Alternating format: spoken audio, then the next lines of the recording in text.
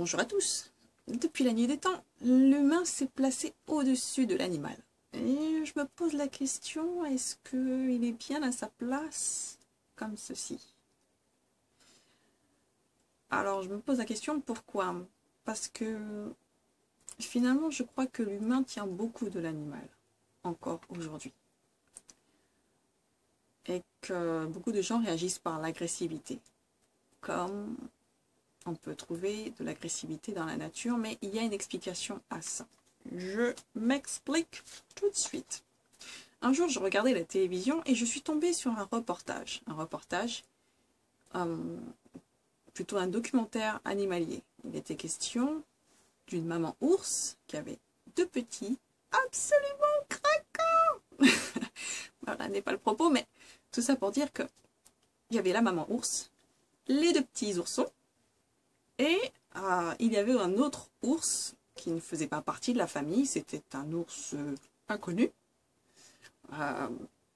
Et cet ours inconnu voulait becqueter les oursons de la maman ours. Maman ours a pris son courage à deux mains pour résister à cet ours qui était visiblement plus fort qu'elle, en imposer, était dans une agressivité, voilà, elle s'est défendue, elle a défendu ses petits. Pendant ce temps-là, les petits se sont barrés pour sauver leur peau, hein, l'instinct de survie. Et on se demande pourquoi est-ce que cet ours s'est mis à attaquer les petits, finalement. Et pourquoi cette maman ours a été obligée d'attaquer, en échange de riposter, finalement. Ce qui s'est passé, c'est que c'était la saison où les saumons n'étaient pas là. Et ce monsieur ours avait la dalle. Voilà, il avait la dalle.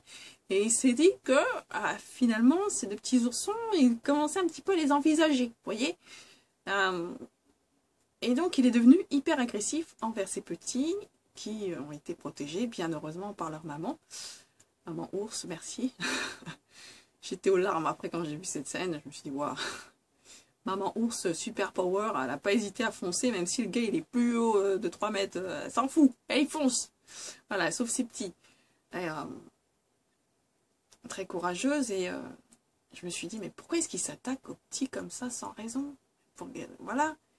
Et au final, cet ours, plus tard, est parti pêcher, parce qu'il a trouvé, il y avait quelques petits saumons qui étaient là. Il n'y en avait pas beaucoup. Il n'y en avait que quelques-uns. Donc, il y avait un nombre d'ours qui était plus important que la nourriture.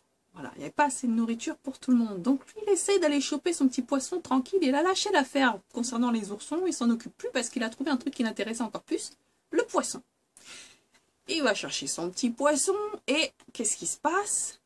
Il y a un mâle dominant, mais encore plus gros que lui, qui est venu, qui a dit, écoute, man, t'as faim, je sais, t'as faim, mais j'ai encore plus faim que toi, tu vois, j'ai encore plus faim que toi, et je suis plus balèze que toi. Alors, soit tu t'écrases, et tu me laisses bouffer le poisson que t'as repéré, que tu voulais bouffer pour toi, ou alors je te dégomme, hein? Ça vous rappelle pas quelque chose, ça? Vous avez pas déjà vu cette scène-là, quelque part chez les humains, non? Et donc, cet ours qui était prêt à bouffer des oursons il n'y a pas quelques minutes, s'est retrouvé à partir la queue entre les jambes 2 minutes plus tard, parce qu'il l'a trouvé plus imposant que lui. Et donc, le temps a passé, on voit les jours qui passent, le temps qui passe dans la vidéo, et au bout d'un moment, arrive la saison où les poissons arrivent en abondance. Et là, que vous croyez ou non, mais il n'y a plus personne qui voulait se bouffer dessus. Il n'y a plus personne qui cherchait à faire la course pour aller chercher de la nourriture. Tout le monde était peaceful, peace and love. C'était vraiment, comment dire, c'était le paradis. Voilà, c'était juste les ours, ils étaient là, posés dans l'eau, à pêcher du poisson, manger. C'était la fin de l'hiver et voilà, le printemps arrive, il y a du poisson pour tout le monde et tout le monde vit en harmonie. Alors je me suis dit, mais qu'est-ce que ça veut dire? Pourquoi est-ce qu'il a fait preuve d'une telle agressivité? Il lui manquait la nourriture. Quand il n'y a pas assez, c'est la guerre. Les animaux, il n'y a pas assez, c'est le plus fort qui a la bouffe. Voilà. C'est la loi du plus fort qui prime. Mais s'il y a pour tout le monde, alors c'est la paix qui prime. Et je me suis dit, mais ils ont tout compris. Alors bien sûr, il y a beaucoup de gens qui disent que les animaux ne se font pas la guerre. Bon, ils se font pas la guerre pour rien. Ils se font la guerre parce que il y a un instinct de survie qui est en jeu. Il y a quelque chose qui... Là, c'était le manque de nourriture. Clairement. Mais sans ça, les ours, ils sont pépères. Ils vont pas aller chercher des noises à un autre. Il a fini de manger, qu'est-ce qu'il fait? Et il se repose, il se dort la pilule au soleil, il se prend un bon bain et tout. Ils sont entre potes, j'ai envie de dire. Ils sont... Voilà, c'est ça la nature. Ils se sont frités il n'y a pas 2 secondes parce que il manquait de la nourriture, mais à partir du moment où il y en a eu assez, ils ont cessé de se battre. Et l'incident est clos. Plus rien. J'ai dit, c'est génial. Si la vie pouvait être comme ça. Mais en fait, c'est ça la vie. Parfois, on est en désaccord, on se frite, mais on lâche l'affaire après, c'est fini. Soit chacun prend son bord, ou alors on se réconcilie. Mais si vraiment la réconciliation n'est pas possible, chacun vit en paix dans son coin. Et c'est très bien aussi comme ça. Mais l'humain, il est revanchard. Oui, il veut se venger. Il veut chercher des poux dans la tête. 10 000 ans plus tard. Stop! Ce n'est pas nécessaire de faire ça. Ce n'est pas nécessaire. Il y a eu un problème. C'est bon. Problème résolu. On n'en parle plus. On passe à autre chose. Maintenant, on pense à se nourrir correctement. On pense à sa santé. On pense à sa vie relationnelle. On pense à sa vie professionnelle peut-être. On pense à l'amour. Mais il faut qu'on arrête de se taper dessus. Par jalousie, par méchanceté, par... Stop. Voilà. Observons un petit peu ces animaux. Ces animaux qui nous enseignent que s'il n'y a pas plus que ça de raison de se battre, pourquoi se battre? Autant profiter du soleil. Bon, ok, vous me direz, on arrive en hiver. Bon, vous m'aidez pas beaucoup, hein. Je veux dire, il y a forcément du soleil quelque part. Vous allez dans les Caraïbes, il y a du soleil. Vous allez dans le sud de la France, il y a du soleil. Maintenant, voilà. Et je me suis dit, mais est-ce qu'on est vraiment supérieur aux animaux finalement?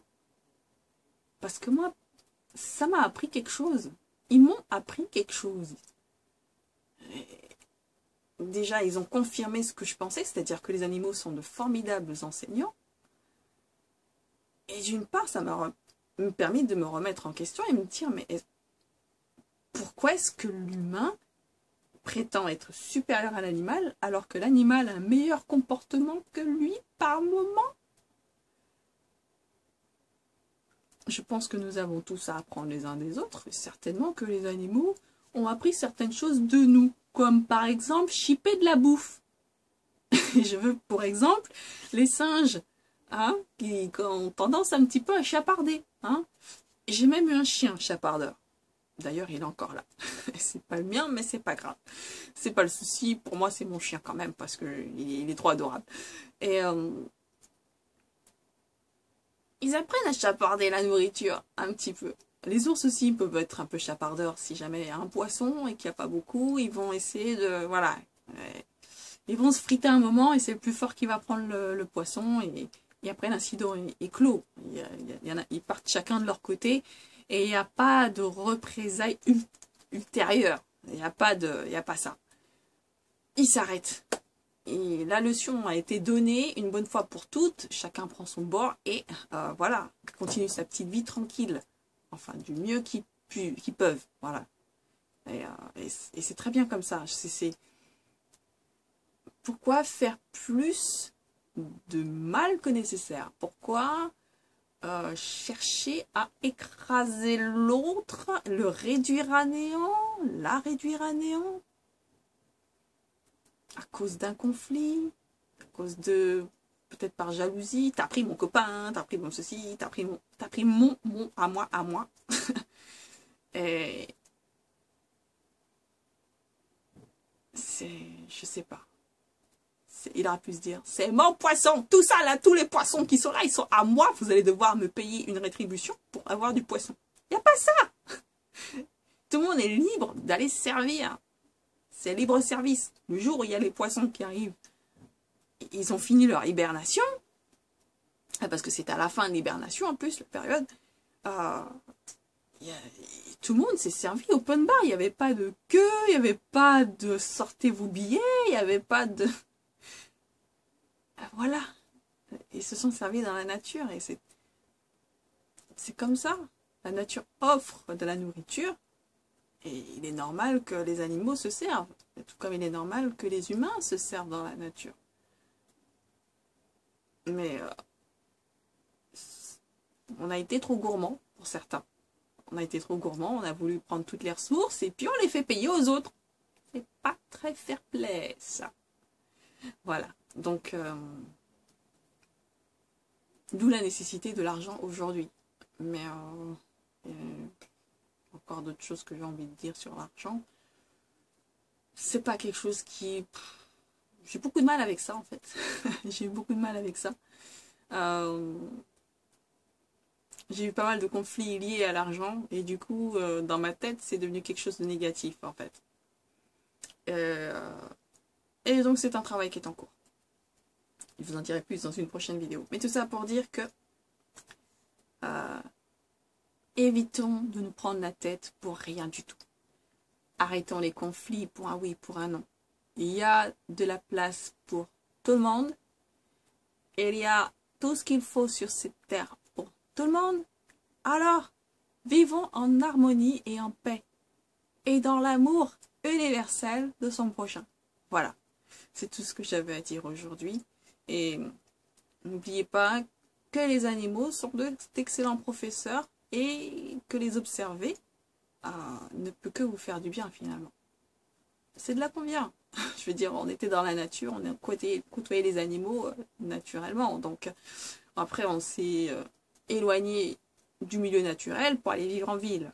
Bon, on a construit, on a bitumé partout, et puis les animaux se sont un petit peu éloignés de nous, par nécessité, parce que l'habitat n'était plus habitable pour eux. C'est devenu hostile pour eux, finalement. Hostile et inhabitable, donc ils ont dû aller voir ailleurs. Voilà. Ils ont dû aller voir ailleurs. Il n'y a que les oiseaux qui restent dans les arbres. Mais tous les animaux à quatre pattes ne sont plus là. Ah, si, il y a les rats, pardon. Il y a les rats. Mais hormis les rats, dans les villes, il n'y a pas beaucoup d'animaux. Vous allez peut-être trouver des poules, parce qu'il y a des gens qui gardent des poules. Oui, mais vous n'espérez pas voir un daim, par exemple. Sauf s'il y a un fou furieux qui est allé chercher un daim dans la nature et qui a dit qu'il va la ramener dans la ville. Mais sinon, ou qu'il y a une raison spécifique à ça, genre un vétérinaire qui se voit apporter un daim qui a été trouvé dans une forêt et qui habite, voilà. Je vois que ça comme explication. Peut-être qu'il y en a d'autres, hein. Oui. Mais voilà. La ville manque réellement d'animaux. Le zoo, j'aime pas trop parce que j'aime pas qu'ils soient enfermés. Voilà. Je n'aime vraiment pas. J'ai l'impression qu'ils sont en prison et qu'ils sont pas heureux. Et le cirque aussi, j'y vais pas non plus parce que je me dis les conditions dans lesquelles ils sont traités pour pouvoir faire des figures, pour nous amuser. Je trouvais ça amusant quand j'étais gamine et que je me rendais pas compte de tout ce qu'il y avait derrière comme souffrance pour l'animal. Aujourd'hui, avec mon regard d'adulte, je peux plus. Je peux plus. Voilà. Et donc voilà. Et surtout, arrêtons de nous mettre à chaque fois sur un piédestal, là où il n'y a pas forcément besoin. La nature n'est pas en compétition avec nous. Pourquoi est-ce qu'on se mettrait en compétition avec elle? Pourquoi est-ce qu'on ne pourrait pas travailler avec la nature plutôt que contre la nature? Vous voyez? Quand on travaille avec la nature, elle se comporte, elle nous le rend bien. Je dirais même qu'elle nous rend même plus que ce qu'on lui donne.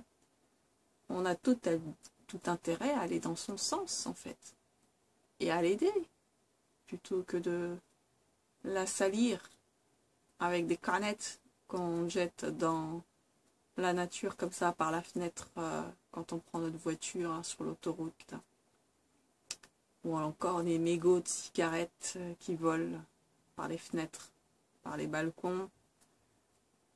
On trouve de tout comme déchets en fait dans la ville. Même maintenant des coins de verdure qui sont pollués. S'il vous plaît, il y a des poubelles. Utilisez-les. Utilisez-les et surtout rappelez-vous que un morceau de plastique met à peu près 100 000 ans à se dégrader. Vous vous rendez pas compte? Combien de générations vont devoir voir ce bout de plastique? 100 000 ans ou 10 000 ans? Enfin bref, c'est long quand même. Voilà. Et que pendant ce temps-là, pendant que ça se dégrade, ben on va le bouffer, en fait, puisque ça va rentrer dans la plante et que... Voilà, moi j'ai pas envie de manger du plastique, c'est cancérigène potentiellement, donc pensons aux choses, pensons au futur, pensons même au présent. Soyons courtois avec la nature, respectons-la, parce que je dis quand même qu'elle est vraiment géniale, elle produit de la nourriture pour nous, H24 quasiment, 7 jours sur 7. 365 jours sur 365 jours, sauf par temps de sécheresse. Écoutez, avec tout ce qu'on lui fait subir, il peut bien se mettre en pause de temps en temps quand même. Donc voilà, réfléchissons à notre manière d'agir et à notre comportement. Et cessons de critiquer les animaux qui ont bon dos en fait finalement. Parce qu'on ne veut pas assumer nos propres erreurs, nos propres faiblesses, nos propres manquements. Ça arrive à tout le monde d'avoir des manquements. Et le tout, c'est de l'assumer et arrêter de se survaloriser et d'évaluer le reste pour avoir tous les bénéfices, toutes les lumières, toutes, je sais pas comment on appelle ça. Voilà, pour briller plus. Mais à quoi ça sert de briller si le comportement ne suit pas derrière? Voilà. Je préfère ne pas briller et avoir une attitude correcte. En tout cas, la meilleure attitude possible présentement avec ce que j'ai, avec ce que je suis. Ça peut paraître dérisoire pour certains, mais je crois que il n'y a pas besoin de faire quelque chose de forcément extraordinaire pour changer les choses. Une petite chose, plus quelqu'un qui va encore faire une autre petite chose, plus une autre personne qui va faire encore une autre petite chose, au final, on peut soulever des montagnes. Donc, on peut améliorer la vie considérablement sur Terre en faisant des petites choses. Donc, soyez fiers de vous quand vous faites ne serait-ce qu'un petit geste écologique. Et ça peut être le simple fait de couper l'eau quand vous brossez les dents. Ça peut être jeter vos déchets dans la poubelle quand vous êtes dehors. Ou, je sais pas, même si c'est pas vous qui avez jeté une canette par terre, pourquoi ne pas la ramasser, de la mettre dans la poubelle, vous passez à côté. Ça coûte rien, c'est un geste, vous dites ouais je vais pas m'abaisser, allez rajouter. Mais si on fait rien, les choses peuvent pas bouger. Alors, vous pouvez critiquer autant que vous voulez, mais au bout d'un moment il faut passer à l'action. Et une petite action plus une petite action, ça finit par faire une grosse action. Et c'est génial. Voilà, je vous laisse réfléchir là-dessus. Enfin, on a tous la possibilité de faire un petit quelque chose pour cette planète. Alors, pourquoi ne pas commencer dès aujourd'hui? Tiens, là, t'as un mégot de cigarette là que tu portes à ta bouche là. T'es sûr que tu veux le jeter par la fenêtre? Jeter à l'œil. Tu m'écrases ça dans ton cendrier, tu veux juste le mettre à la poubelle, s'il te plaît. Je te vois. Tu n'y es toujours pas à la poubelle. Non, l'autre gauche. Voilà. Bon. Prenez soin de vous. Prenez soin des gens qui vous sont chers. Et surtout, apprenez. Apprenez de la vie. Apprenez de ce qui vous entoure. Apprenez des animaux aussi. De la nature, des plantes, de tout ce que vous voulez. Mais apprenez avec discernement et avec le cœur. Voilà. C'est le plus important. Et on se retrouve dans une prochaine vidéo, on parlera d'un autre sujet. Je ne sais pas encore quoi, parce que j'ai souvent des idées comme ça qui me viennent spontanément, donc je mets ça sur la vidéo et j'espère que ça vous a plu, que ça vous aura peut-être inspiré. Et en tout cas que ça vous aura mis de bonne humeur, parce que c'était le but un peu aussi. Allez, à la prochaine.